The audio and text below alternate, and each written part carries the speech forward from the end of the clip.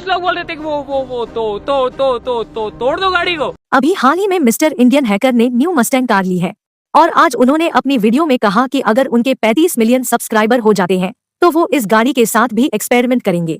उनके ही मुंह से सुन लो।